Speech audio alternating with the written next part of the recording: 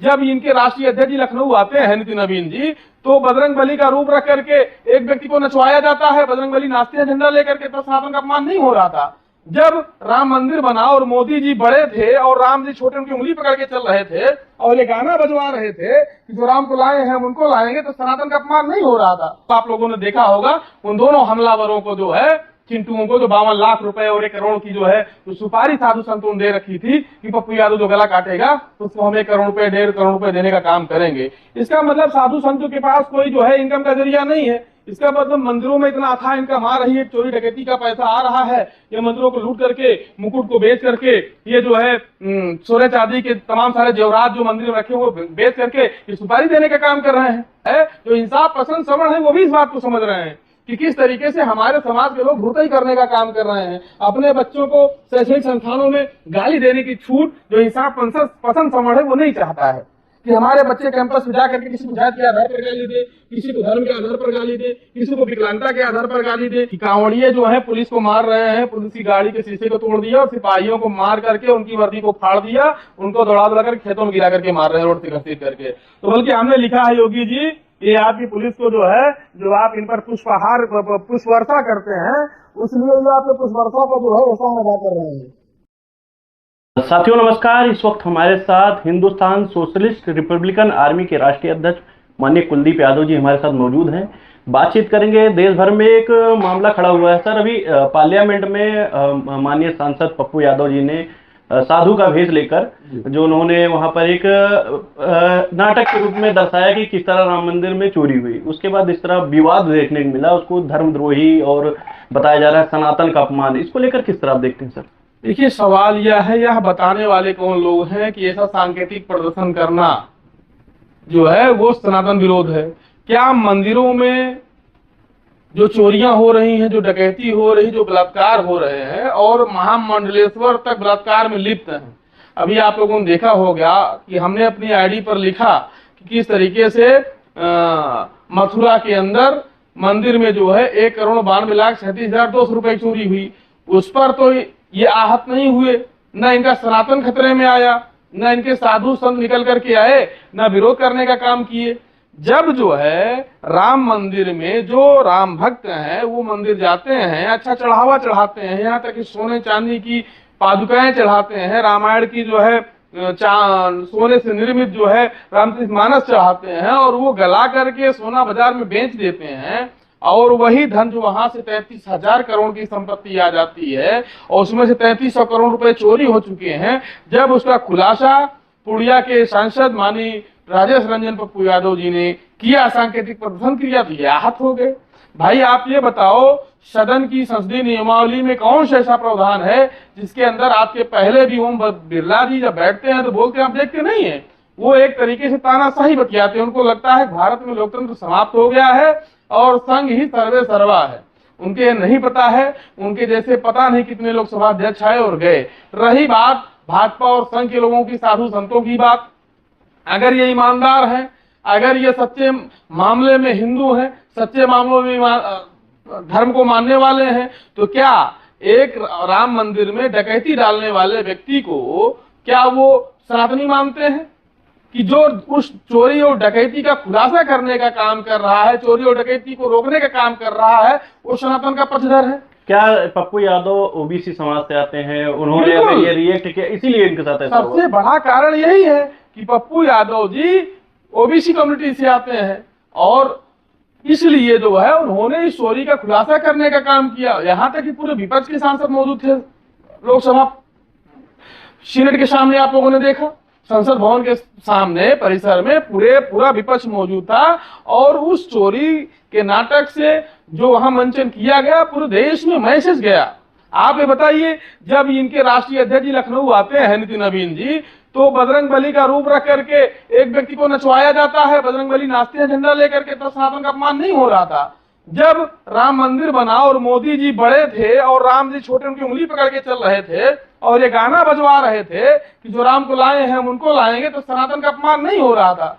तो कहने का आशय ये है, ये पूरी तरीके से, अभी आज मैं खबर देख रहा था कि अभी नवभारत टाइम्स में मुझे खबर दिखी कि विश्व हिंदू परिषद कह रहा है कि हम पप्पू यादव के घर का आवास घेरेंगे, उनके घर का घेराव करेंगे और देश भर से 5000 साधु संत आएंगे। तो मैं पूछना चाहता हूं कि पप्पू यादव के घर को घेरने के लिए आप 5000 साधु संत लेकर के आएंगे, लेकिन जब राम मंदिर में चोरी हुई और हजारों करोड़ का घोटाला हुआ और उस पैसे से आम आदमी पार्टी के 7 सांसद खरीदे गए और टीएमसी के 20 सांसद खरीदे गए, शिवसेना के 6 सांसद खरीदे गए, यानी आस्था के नाम पर जो राम भक्त पैसा दे रहे हैं, उस पैसे का राजनीतिक इस्तेमाल जो बीजेपी कर रही है, ये कतई उचित नहीं है।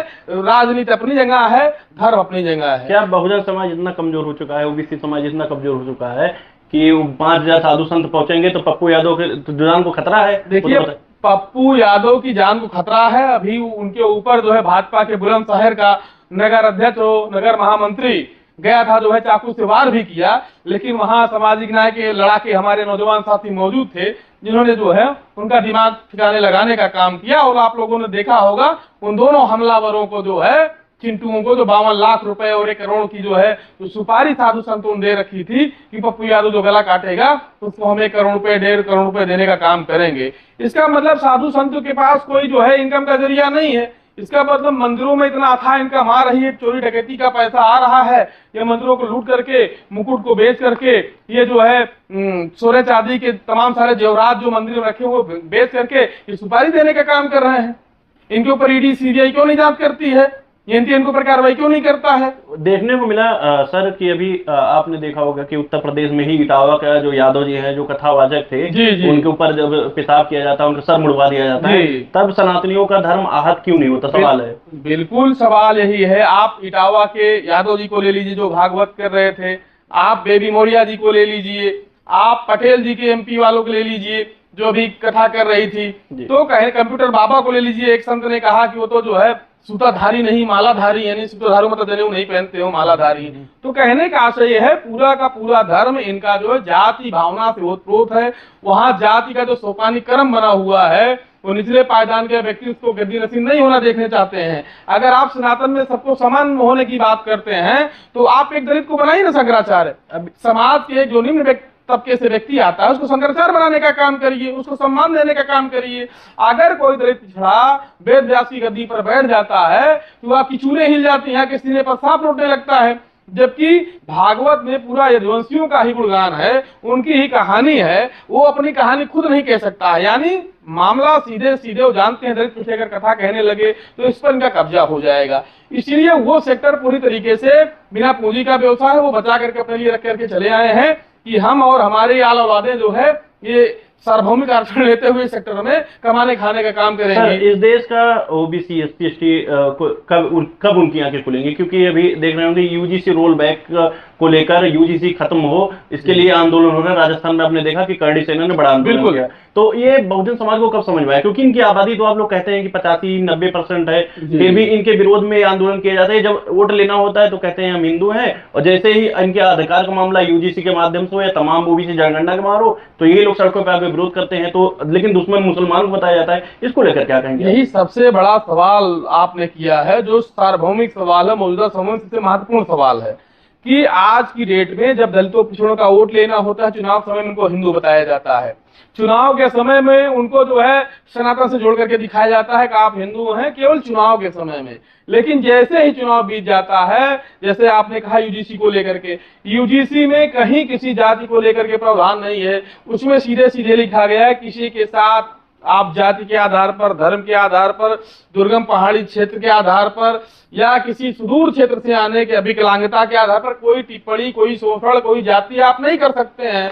तो क्या बुराई है? तो यूजीसी का ये विरोध करते हैं। लेकिन आपने गौर किया होगा, इसके बाद यूजीसी विरोध करने के बाद जो तमाम पिछड़ी और दलित जातियां सपा और बसपा के रिएक्शन में भाजपा को वोट देती थी या भाजपा पर ला करके उनको वोट ले लेती थी, अब उनको मुनासिब नहीं होगा। जैसा कि आप लोगों ने नजदीकी समय में जो भी चुनाव हो रहे हैं आप लोग देख लीजिए। तो ऐसा नहीं है, जो दलित पिछड़ा तबका है वो जाग रहा है और ये सोच रहा है, जो इंसाफ पसंद सवर्ण है वो भी इस बात को समझ रहे हैं कि किस तरीके से हमारे समाज के लोग धुरतई करने का काम कर रहे हैं। अपने बच्चों को शैक्षणिक संस्थानों में गाली देने की छूट जो इंसाफ पसंद सवर्ण है वो नहीं चाहता है कि हमारे बच्चे कैंपस में जाकर के किसी को जात के आधार पर गाली दे, किसी को धर्म के आधार पर गाली दे, किसी को विकलांगता के आधार पर गाली दे, किसी को किसी दुर्गम क्षेत्र से आता उसके आधार पर पक्षपात करें, भेदभाव करें, गाली दें, तो ये नहीं चाहता है पढ़ा लिखा इंसाफ पसंद समझ भी। लेकिन जो धूर्त किस्म के लोग हैं वो यूजीसी का विरोध कर रहे हैं। तो यूजीसी का विरोध करने के कारण जो लोग उस फैक्टर को समझ रहे हैं वो समझ रहे हैं कि यूजीसी किसके पक्ष में है। जी सर, अभी आपने देखा होगा कि मुख्यमंत्री माननीय, हम जिस प्रदेश में हैं, माननीय मुख्यमंत्री योगी आदित्यनाथ जी का बयान आता है कि सड़कों पे हम नमाज नहीं होने देंगे। एक कम्युनिटी को सड़कों पे आने से मना करते हैं, नमाज अपने मस्जिद में पढ़िए। लेकिन दूसरी तरफ देखने को मिला कांवड़िए जो है इस समय सड़कों पे निकले हैं, तमाम रोडें जाम हो रही हैं। यहाँ तक स्कूल के बच्चे जो इस बैंक में जा रहे हैं, आपने वीडियो भी देखा, उस बैंक को तोड़ भी रहे हैं। अभी कई खबरें आई कि ट्रक को लूट लिया।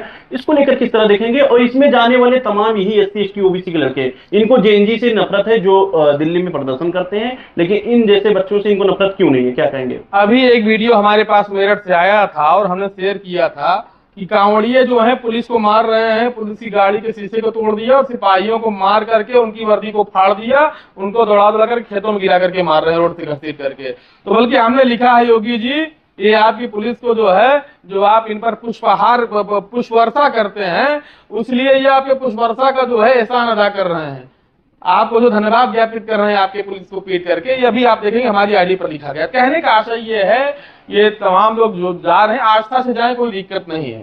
सवाल ये है जब सड़कों पर अराजकता होगी, जब सड़कों पर जो है लोगों को अनायास परेशान किया जाएगा नशाखोरी की हालत में, तो जो इसका समर्थन करने वाले लोग हैं मैं उनसे पूछना चाहता हूं, यदि उनका बच्चा जो है उसी भीड़ में उन्हीं जो हुड़दंगई कर रहे हैं उनकी चपेट में आ गया, उनकी बेटी उनकी चपेट में आ गई, उनका परिवार उनकी चपेट में आ गया, उनकी गाड़ियों के शीशे तोड़ दिए गए, उनके बच्चे को जब चोट लगेगी तब क्या दशा होगी?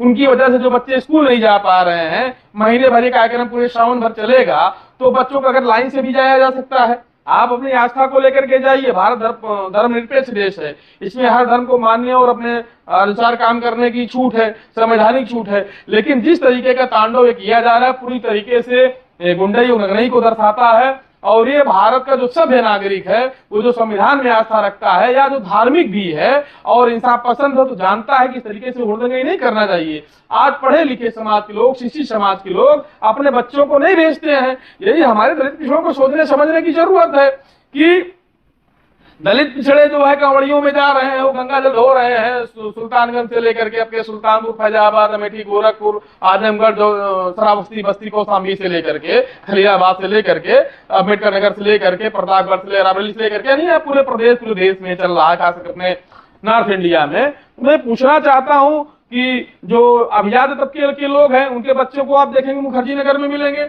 उनके बच्चे को आप देखेंगे गोरखपुर में तैयारी करते हुए मिलेंगे, सिविल की प्रिपरेशन करते हुए मिलेंगे, IT JEE नीट की प्रिपरेशन करते हुए मिलेंगे, PCSJ की प्रिपरेशन करते हुए मिलेंगे, वो नेट JRF की प्रिपरेशन करते हुए मिलेंगे। तो सवाल ये है, इस पर हमारे जो दलित पिछड़े समाज के, वंचित अकलियत समाज के लोग हैं, उनको इस विषय पर सोचना और विचार करना होगा कि हमारा कल्याण कहाँ से होने वाला है, हमारी मुफलिसी कहाँ से दूर होगी। तो सदियों से लोग सताए जाते रहे हैं, शिक्षा से वंचित रहे हैं, नौकरियों से वंचित रहे हैं, देश की जो विकास की मुख्यधारा है वहां से कटे हुए हैं। तो हम कैसे समाज की मुख्यधारा में शामिल हो सकते हैं, अपनी आर्थिक आजादी को कैसे पा सकते हैं, अपनी सामाजिक जो लड़ाई है उसमें भागीदारी कैसे सुनिश्चित कर सकते हैं, इन सब सारे मुद्दों को लेकर के हमारा जो नौजवान है, जो तर्कशील नौजवान हो, जो विज्ञान में आस्था रखता है, संविधान में आस्था रखता है, वो जानता है पढ़ाई लिखाई सिंचाई दवाई को लेकर के हमको काम करने की जरूरत है। और हम शिक्षा के मंदिरों में हमको जाने की जरूरत है, हमको जो है विद्यालय, महाविद्यालय और विश्वविद्यालयों में जाने की जरूरत है, हमको जो है UPSC और PCSJ, PCS और जो है नीट, JEE और JRF नेट की परीक्षाओं की तैयारी करने की जरूरत है, IAS और गेट की तैयारी करने की जरूरत है जी। ना कि हमको जो है नंगे पांव जेल लेकर के जाने की जरूरत है। अगर जिसको इतना जो है वो है, अपने माता पिता की सेवा करे, अपने बुजुर्गों की सेवा करे, हमें तो नहीं लगता वहां से कोई आपको ऐसा पुण्य प्राप्त हो जाएगा। अगर अपने माता पिता, अपने बुजुर्गों की सेवा करेगा तो हमें जाहिर सी लगता है कुछ ना कुछ वो जो है वो लौटा रहा है उनकी सेवा के बदले।